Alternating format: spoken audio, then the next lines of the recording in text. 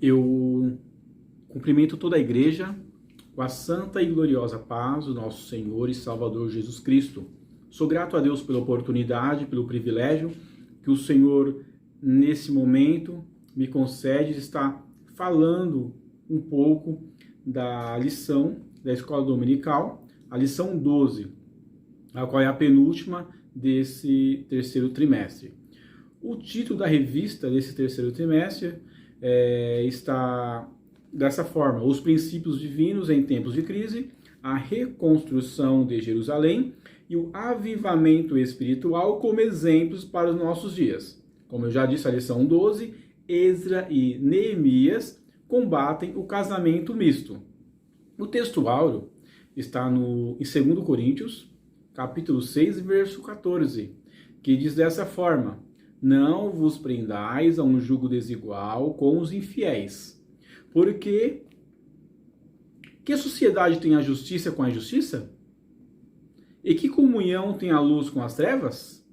Essa é a pergunta desse versículo. A leitura bíblica em classe está destacada no livro de Esdras, do capítulo 9, do versículo 1 ao 4, Neemias, capítulo 13, versículo 23 ao 26, também no capítulo 9, verso 38, e no capítulo 10, no versículo 1, o 29 e o 30. Os objetivos específicos desta lição: apresentar o combate de Esdras e Neemias com casamento misto, explicar o porquê de um judeu não poder casar com uma pagã, destacar a sobrevivência do povo judeu, aconselhar a respeito do casamento dos crentes e incentivar a espera em Deus. Então, na introdução, nós veremos aí esse grande conflito que ocorre com Neemias e Esdras diante do povo judeu, a qual eles acabam se misturando com o povo pagão, povo misto, a qual isso desagrada tanto Esdras e Neemias, e imagine a Deus. Essas referências eu estou passando para vocês em Êxodo, no capítulo 34, no versículo 11 ao 16, que fala sobre esse casamento pagão, e Deuteronômio também no capítulo 7, do versículo 13 ao verso 4, também há esse destaque, tá? Comentaremos exemplos, pessoas que chegaram a ter essa mistura com esse povo pagão, a qual não era judeu, não era judeu genuíno. O que aconteceu com Esdras e Neemias quando soube que o povo acabou se misturando com casamentos pagãos? O que aconteceu? Qual foi o resultado disso? O que eles fizeram para poder resolver esse problema? É isso que veremos nos próximos tópicos a partir de agora, tudo bem? Bom, no primeiro tópico destaca que Esdras e Neemias, eles combatem o perigo do casamento misto. Bom, quando fala de casamento misto, já vem dizer misto literalmente falando, ou seja, é algo que está misturado, certo? Então, aí vem a palavra do casamento misto. Como eu posso explicar isso para os irmãos, para as pessoas que estão assistindo nesse momento? Lembra das lições anteriores, quando eu falei até do povo de Samaria, qual foi um povo misto, um povo que misturou, os judeus se misturaram com outros povos, a qual até surgiu o povo samaritano, certo? Aconteceu uma divisão do Reino Norte e o Reino do Sul. O Reino Norte ele foi cativado pelo povo assírio, enquanto o Reino do Sul, Jerusalém e Benjamim e Judá, eles foram conquistados, escravizados pela Babilônia. Até aí tudo bem. Passados 70 anos de escravidão, o que aconteceu? O povo, Deus falou, olha, após 70 anos vocês também teriam uma nova oportunidade. Eles voltaram para Jerusalém, o povo judeu. Chegando lá, começou a reconstrução, tanto do templo de Jerusalém, depois a reconstrução dos muros, certo? Dos muros de Jerusalém. As pessoas mais importantes, os ícones, quem foram os ícones que trabalharam em prol dessa reconstrução, tanto do templo quanto das muralhas? Foram Esdras e Neemias. Eles foram os líderes do povo judeu. Mas o que acontece? Quando lá estavam no templo de Esdras, construindo o templo, aconteceu algo muito triste. Porque o povo esqueceu que eles foram levados a cativo, tudo por causa da desobediência. Por quê? Porque eles estavam se misturando. Tudo começou com mistura, com o povo pagão. Deus deixa bem claro na palavra de Deus que adorará somente o Senhor teu Deus. O Senhor não divide o seu reino com ninguém. E isso é importante frisar nesse momento. Porque quando aquelas pessoas a qual o Senhor levantou começou a querer dividir a sua adoração, adorar outros deuses, o Senhor dividiu o reino. Foi devido esta causa, isso aconteceu com Salomão, que ele começou a adorar outros deuses, foi que houve uma divisão do reino através do seu filho Roboão. Bom, então, tudo que não devia acontecer estava acontecendo novamente. É como se passasse um filme na vida de Esdras, como ele se visse, não acredito que eu não vou deixar acontecer isso novamente. Então Esdras ficou muito triste quando soube que o povo judeu voltou a fazer o que outrora seus antepassados estavam fazendo, a qual era adorar outros deuses. Porque quando ele estava se misturando com outros povos, casando com pessoas estrangeiras, automaticamente ele ia pegar também a cultura, a crença desses outros deuses. Esdras, sabendo disso, a Bíblia nos diz que ele rasgou os seus vestidos, ele arrancou os cabelos da sua cabeça, da barba, porque ele ficou indignado, ele começou a se humilhar a Deus nesse momento, porque ele precisava muito de Deus nesse momento. Ele não queria que o povo passasse por um momento tão triste, não passasse por outro julgamento, não passasse de novo por outro castigo que o Senhor poderia dar, porque eles estavam voltando de novo, cometendo os mesmos erros dos seus antepassados. Então, Esdras, ele fez um sacrifício a Deus. Ele orou a Deus, como está em Esdras, no capítulo 10. Então, antes de continuar essa parte, até eu gostaria de ler em Esdras, no capítulo 10. Olha só como Esdras ele fez, qual foi o seu procedimento para que o Senhor desse uma nova oportunidade para o povo judeu. Diz assim no capítulo 10, vamos ler alguns versículos do 1 até o 4. Enquanto Esdras orava e confessava, chorando, prostrando diante da casa de Deus, ajuntou-se a ele de Israel uma grande congregação de homens, mulheres e crianças, pois o povo chorava com grande choro. Então Secanias, filho de Jeiel, um dos filhos de Elão, tomou a palavra e disse a Esdras: nós temos sido infiéis ao nosso Deus. Casamos com mulheres estrangeiras, mas com mulheres estrangeiras dentre os povos da terra. Mas no tocante a isto, ainda há esperança para Israel. Agora façamos aliança com nosso Deus, de que despediremos todas as mulheres e os que delas são nascidos conforme o conselho do Senhor, e dos que temem ao mandamento do nosso Deus, faça-se conforme a lei.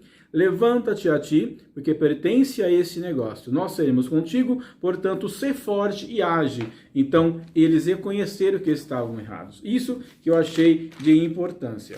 Eles reconheceram as suas falhas. Isso é muito importante quando nós reconhecemos que falhamos e pedimos ao Senhor misericórdia, oramos a Deus, nos humilhamos a Ele e disse: olha, Senhor Jesus, eu não quero que na minha vida seja dessa forma. Olha, Deus, tenha misericórdia de mim, perdoai os meus pecados. Então, isso que aconteceu, tanto com Esdras quanto Neemias. Esdras orou a Deus, ele chorou muito. Quando o povo começou a observar que Esdras estava chorando, estava se humilhando a Deus, automaticamente todo o povo também conheceu a sua sinceridade, a sua humilhação, o povo também entrou. Eles se juntaram totalmente com o mesmo propósito. Eles começaram a quebrantar os seus corações. E a Bíblia nos fala em Salmo 51, versículo 17, que os sacrifícios para Deus são espírito quebrantado. E o coração quebrantado e contrito não desprezarás a Deus. Então o Senhor não aguenta ver um coração quebrantado. O Senhor se move quando vê alguém com o coração quebrantado verdadeiro, assim como aconteceu com Davi, quando Davi tinha pecado. Davi, no Salmo 51, a Bíblia diz que ele pediu ao Senhor: Senhor, renova em mim um coração puro, um coração reto. Esdras, ele não havia pecado, mas como ele era o líder, ele reconheceu que também a responsa era dele. Então ele representou o povo de Deus. A Bíblia diz que todos choraram, todos se humilharam diante de Deus naquele momento. E quando há um quebrantamento de coração, também há um arrependimento. E o arrependimento genuíno, aquele arrependimento, quando há mudança de atitude, há mudança de rumo, há mudança de mente, houve uma mudança na mente daquele povo, porque em Provérbios, no capítulo 28, versículo 13, diz que o que encobre as suas transgressões nunca prosperará. Mas olha que interessante, mas o que confessa e deixa alcança misericórdia. Então, nesse momento, o povo alcançou misericórdia, porque eles confessaram e deixaram. Esse que foi o diferencial. Eles oraram, choraram, se quebrantaram, se arrependeram diante de Deus, porque eles não queriam que o Senhor derramasse a taça da ira novamente sobre eles. Isso que é importante, por quê? Porque agora eles sabiam como proceder. Então, eles tomaram uma atitude: olha, não vamos mais se misturar com pessoas a qual não são judias. Ou seja, haverá uma separação. O povo estava disposto a tirar essa barreira, a obedecer à palavra de Deus, porque eles só queriam somente um costume. Deus só queria somente uma crença. Era isso que estava faltando. Por isso que é importante, nesse momento, frisarmos que porque Deus é contra o casamento pagão, porque é através desse casamento pagão, ou seja, de costumes diferentes, de jugo desigual, ou seja, fica mais difícil você servir ao Senhor, porque enquanto um quer ir para a direita, o outro quer ir para a esquerda. Enquanto um quer ir para a igreja, o outro quer ir para um bar, outro local, a qual não seja a palavra de Deus. Então, tem que haver aí o quê? O mesmo pensamento, a mesma interação, uma sinergia entre ambos. Por isso que a Bíblia fala que em Amós capítulo 3, no verso 3, andarão dois se não estiverem de acordo, tem que haver acordo. Então, antes de você pensar em um casamento, em uma união, em um matrimônio, pensa bem nisso. Tem que haver aí uma sinergia entre o casal, em todos os sentidos. Bom, para não perdermos tempo, já vamos então para o segundo tópico. Por que um judeu não devia casar com uma pagã? Bom, porque não podia casar, porque a desobediência a esta ordem de Deus era um ato de rebelião. De tudo que aconteceu, vamos pegar Salomão, por exemplo. Salomão era a pessoa a qual pediu sabedoria para Deus, o Senhor trabalhou em cima da vida de Salomão. Foi Salomão que teve a honra, o privilégio de receber totalmente o escopo, como seria a construção do templo. Ele participou da construção do templo em Jerusalém. Então, Salomão ele foi muito presenteado, além de ser um homem muito sábio. E pegando um pouco aí a vida de Salomão, em 1 Reis, no capítulo 11, fala um pouco sobre Salomão. O que acontece? Além dele ter 700 mulheres e 300 concubinas, ele acabou trazendo para ele, através de mulheres de outras etnias, de outras nações, outros costumes, outras crenças, outras culturas, a qual acabou influenciando na sua vida espiritual diante de Deus. Ele começou a deixar Deus de lado e adorar outros deuses, porque ele começou a ter uma mistura pagã, uma mistura com outras mulheres, a qual não era israelita. Essa que era a diferença, não era total. Essa que era a diferença quando alguém se mistura com algo que não é da mesma linhagem. Estou fazendo aqui acepção de pessoas, porque não adianta, a luz não se mistura com as trevas. Não adianta. Então, Salomão acabou sentindo isso na sua vida espiritual, porque foi através da sua desobediência, dos seus casamentos pagãos, da sua adoração a outros deuses, a idolatria que aconteceu, o seu reino ele foi dividido. E qual foi a consequência disso? Não adianta.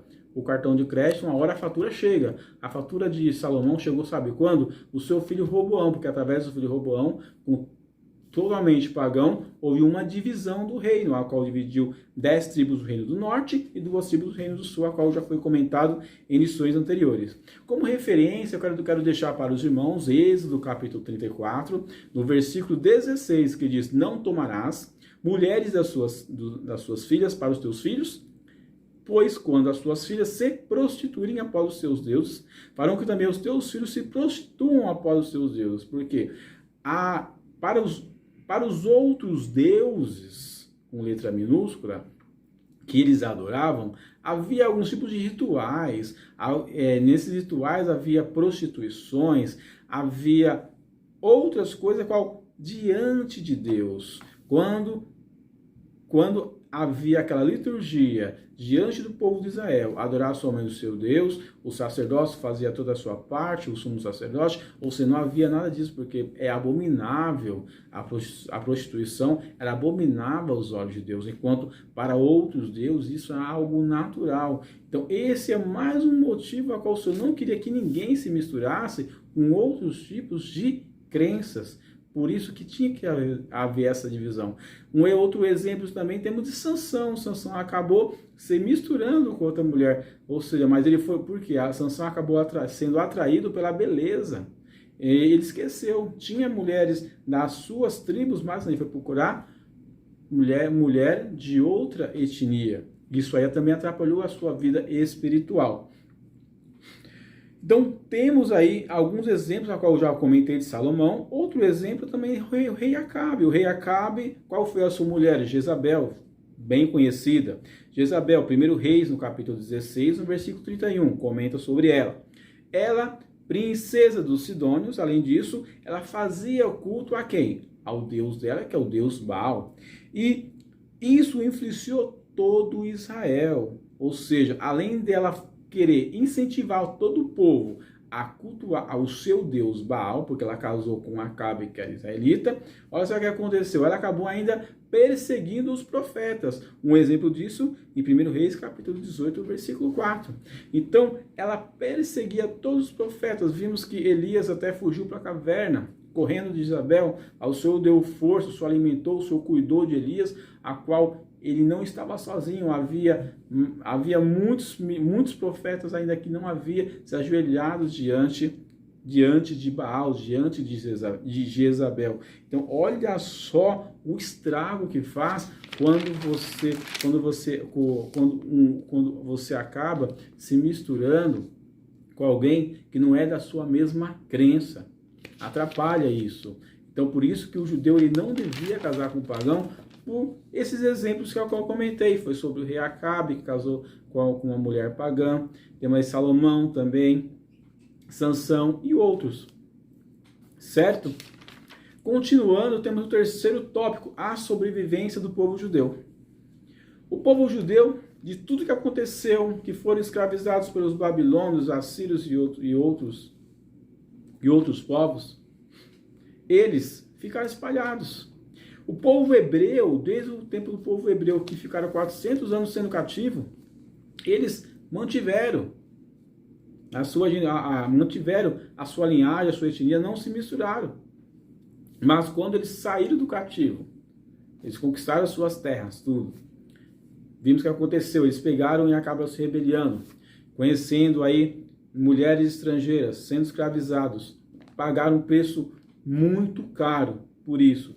Mas depois que passaram por essa escravidão, o Senhor deu uma nova oportunidade para eles, retornaram para Jerusalém. Eles pecaram novamente. Esdras, Neemias, trabalharam em prol disso. Neemias chegou até ao povo e disse: vocês vão mudar, vocês vão se humilhar diante de Deus. Neemias já foi um pouco diferente de Esdras, mas mesmo assim ele pegou pesado com o povo, porque ele não passou a mão. Por que ele fez isso? Já mostrar como exemplo para nós. Igrejas que acabam passando a mão em situações errôneas que acontecem, acham, não, tudo é bem, tudo normal. Não. Nós não podemos compactuar. Não vamos aqui nesse momento fazer acepção, não vamos discriminar. mas nós queremos ensinar aqui que o povo judeu, até hoje, eles mantiveram essas leis. Até hoje eles tentam manter com os mesmos costumes, os mesmos modos, a qual por quê? Eles não querem desobedecer a Deus, porque eles sabem muito bem o que aconteceu lá atrás. Eles não querem que aconteça, eles não querem que a ira de Deus caia sobre eles. E essas perseguições com os judeus aconteceu nos tempos de hoje, na Segunda Guerra Mundial. Quantos judeus morreram, mas mesmo assim eles continuaram ainda seguindo os preceitos, seguindo a lei, seguindo o que o Senhor os ordenou. Então, essa sobrevivência até hoje ainda mantém diante do povo judeu, a qual eles devem casar sempre o quê? Com uma judia, certo? Então aqui é a sobrevivência do povo judeu na forma histórica mesmo, certo? Continuando, no quarto tópico diz que uma palavra final sobre o casamento dos crentes. Aqui eu não vou ensinar o que o crente deve fazer. Eu estou aqui falando o que está na Bíblia, certo? A maior bênção que Deus ele quer entregar à humanidade, a qual Deus já entregou, nós sabemos que foi o quê? O direito do homem ele ser salvo, do ser humano ser salvo, através da pessoa de Jesus Cristo, porque em João 3,16, que Deus amou o mundo de tal maneira que enviou o seu Filho para que todos aquele que nele crê não pereça, mas que tenha a vida eterna. Isso sabemos. Então, o primeiro propósito do ser humano é qual? Alcançar a salvação. Esse é o primeiro propósito do ser humano. Mas também o Senhor deixou mais alguma coisa para o homem. Por quê? O propósito do homem, além da salvação, que é em primeiro lugar, o homem também o quê? Ele quer um casamento. A Bíblia diz que deixará o varão, o homem, né, os seus pais, né, e se unirá à sua tutora, à sua mulher. Então, o casamento, o Senhor deixou também para o homem e para a mulher. Bom, tem algumas referências aqui sobre o casamento.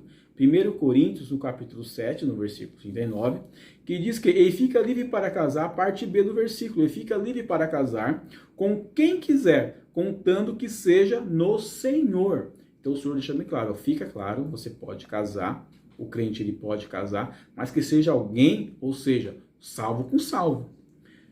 As trevas, elas não compactuam com a luz não pactua com as trevas. Isso é bem claro. Eu estou falando aqui na Bíblia, não vou passar a mão, não, pode misturar as trevas, se fosse assim, não tinha lógica. Deus, ele é a luz. O mundo é trevas. Como você vai compactuar? A mesma coisa, um crente querer namorar com um ateu, ou namorar com um espírita. Eu estou falando aqui, ou seja, são crenças totalmente diferentes. Como vai ter aquela sinergia, aquela interação, aquela união entre ambos?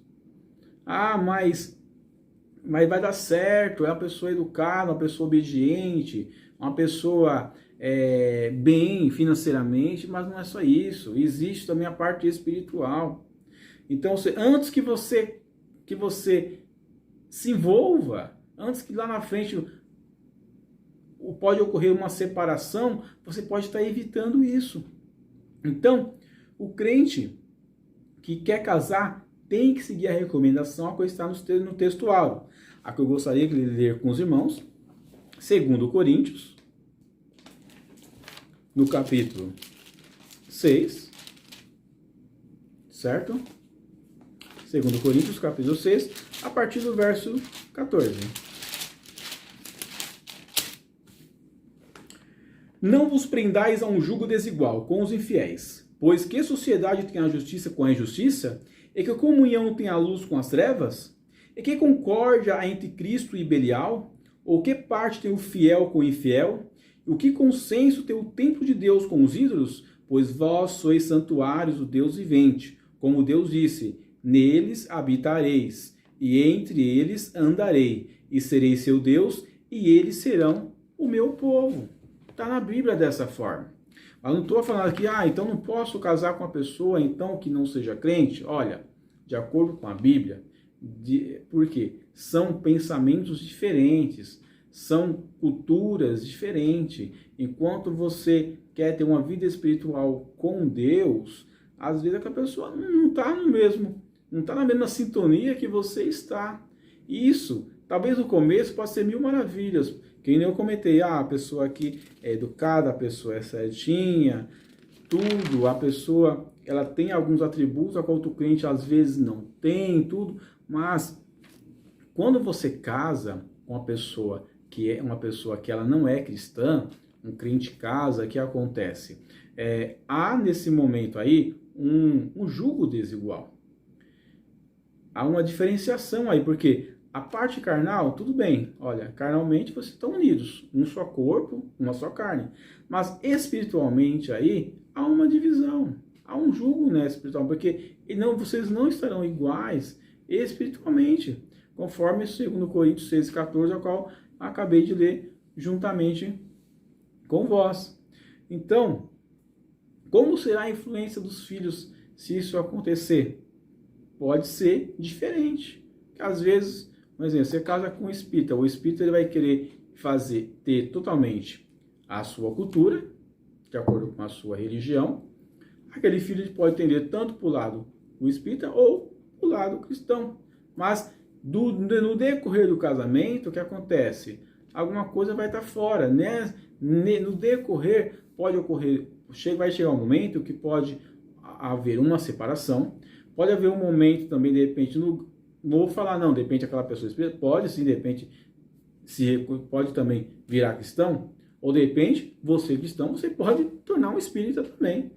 Os dois estão no julgo desiguais. Agora, quem é que vai permanecer? Porque você já começou de uma forma errônea. Porque antes de casar, você já sabia o que estava fazendo. Então, você não está fazendo com os olhos fechados. Esdras, quando ele viu que estava acontecendo coisa errada, Esdras já tomou uma ação naquele exato momento. Neemias também tomou uma ação naquele exato momento. Então, se Deus está dando oportunidade, você toma uma ação.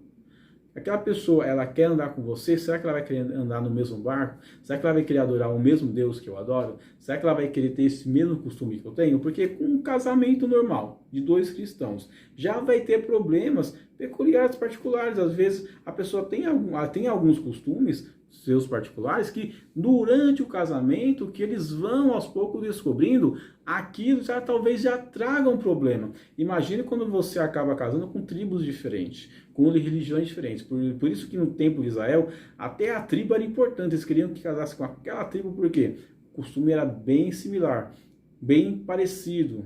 Então era mais fácil depois para manter aquele matrimônio, manter aquela união, manter aquele casamento. Nas igrejas mesmo, hoje existem várias doutrinas de igrejas cristãs, mas às vezes a doutrina de uma igreja é um pouco diferente da outra.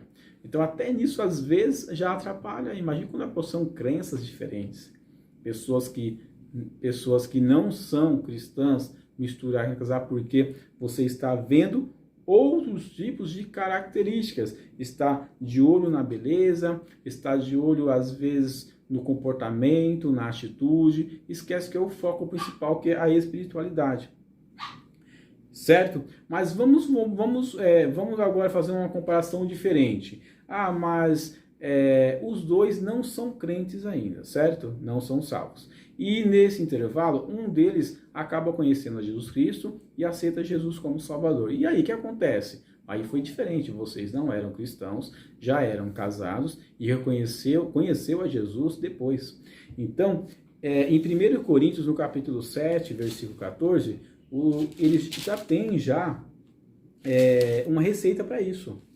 Eu gostaria também de ler com os irmãos, 1 Coríntios, no capítulo 7, no verso 14, que diz: pois o marido incrédulo, ele é santificado pela mulher, e a mulher incrédula, ela é santificada pelo marido crente. Doutra sorte, os vossos filhos seriam impuros, mas agora são santos. Ou seja, há uma esperança nesse caso, há uma saída. Então, tem jeito. 1 Pedro, vamos lá agora em 1 Pedro, capítulo 3, versículo 1. Olha só o que diz. Semelhantemente, vós, mulheres, sede submissas aos vossos próprios maridos, para que também, se alguma delas não obedecem à palavra, pelo procedimento de suas mulheres, sejam ganhos sem palavra. Ou seja, Vou colocar mulheres aqui na Bíblia, vamos colocar a mulher e o homem. Se a mulher, ela tornou-se cristã, o marido não, ela pode ganhar o marido através do seu testemunho, enquanto, ou vice-versa, o marido pode ganhar a mulher através dos seus testemunhos, para trazer ele para o seu lado, porque você vai dar um testemunho. Por isso que a Bíblia fala em 1 Coríntios, no capítulo 11, versículo 1, diz que Paulo disse, sede meus imitadores como eu sou de Cristo. Então, se você vai fazer a sua parte através do seu testemunho, nossa, a pessoa mudou depois que aceitou Jesus, como Deus tem transformado o jeito dela, o jeito de conversar, o jeito de falar, o jeito de andar, o jeito de agir. Então isso aí vai nascer uma curiosidade no seu companheiro, no seu parceiro. Isso pode ajudar essa pessoa a acabar aceitando, indo para a igreja junto com você. Certo? E o último tópico, espera em Deus, onde fala quando a pessoa está procurando alguém para casar. E então, a pessoa quer ter um matrimônio, então ele tem esse último tópico, espera em Deus. Os jovens de hoje, as pessoas ainda que não casaram, aí fica o Salmo 27, versículo 14, que diz, espera no Senhor, ser forte, anima-te e espera no Senhor. Porque ora a Deus, assim como Eliezer orou, pedindo que Deus mostrasse que seria a noiva de Isaac. Então, um exemplo foi Eliezer. Ele orou a Deus pedindo que Deus preparasse a noiva para Isaac, e Deus preparou tudo. Então, melhor coisa é orar quando você quiser. Se você quiser conhecer alguém da mesma linhagem, da mesma tribo, ou seja, uma pessoa cristã também, que tem os mesmos pensamentos seus, ore a Deus. Cuidado com as profetadas, aquelas pessoas que querem profetizar, falando, eis que te digo, aquela é sua. Não, não existe isso. Quem vai decidir vai ser você orando, buscando a Deus. Deus vai te mostrar. Não vai nessa onda não, que não dá certo. Então, ore a Deus. Os dois, o mesmo propósito, que Deus vai mostrar o caminho certo para esse casal. E cuidado com escolhas precipitadas. Você olhou que não cometi, nossa, mas ele é tão bonito, ela é tão bonita, nossa, o trabalho dele, eu tenho trabalho, ele é uma pessoa educada, família educada. Aí você esquece, mas ele é cristão. Ele serve a Deus. Ele tem caráter. O caráter está acima de tudo, na pessoa.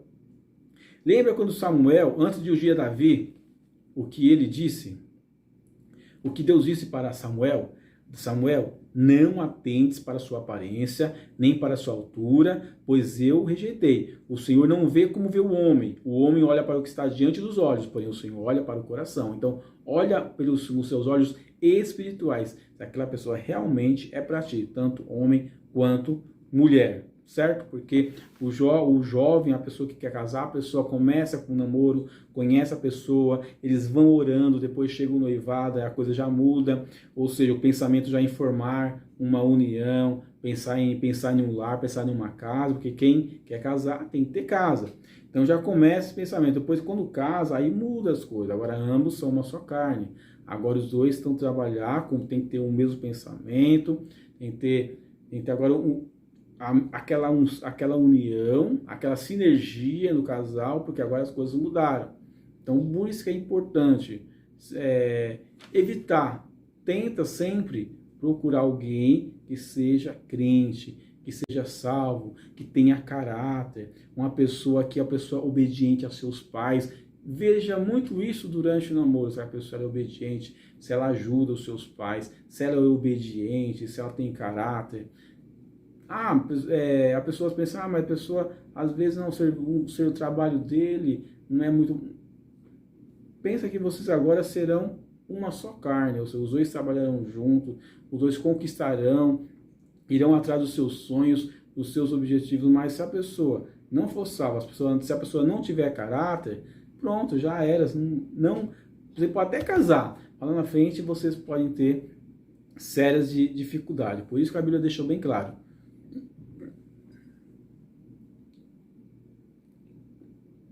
Desculpa. Gênesis capítulo 2, versículo 24. Portanto, deixará o homem, seu pai e sua mãe, e unir-se-á a sua mulher, e serão os dois uma só carne. Ou seja, homem não é criança, não é adolescente. Deixará o homem, seu pai e sua mãe, uma pessoa formada, uma pessoa com caráter, uma pessoa que já tem foco, já está com o seu objetivo já formado. Então, porque hoje tem muito casamento de crianças, as pessoas nem sabem o que estão fazendo, e quando casam já é tarde. Então, tome cuidado disso. Então, esse que eu deixo aí, eu termino a minha aula pedindo que Deus abençoe cada vez mais os casais, os irmãos, que da mesma maneira que aconteceu com Neemias, com Esa, com esse propósito, também haja esse propósito no coração dos irmãos da igreja de sempre o quê? Manter o que está na Bíblia mesmo, e atrás. Não adianta a gente às vezes querer passar a mão na cabeça, querer fazer um jeito, flexibilizar. Não, a Bíblia não flexibiliza. A Bíblia, ela é totalmente objetiva, ela não é relativa. Amém? Então fique com Deus, que Deus os abençoe. Em nome de Jesus.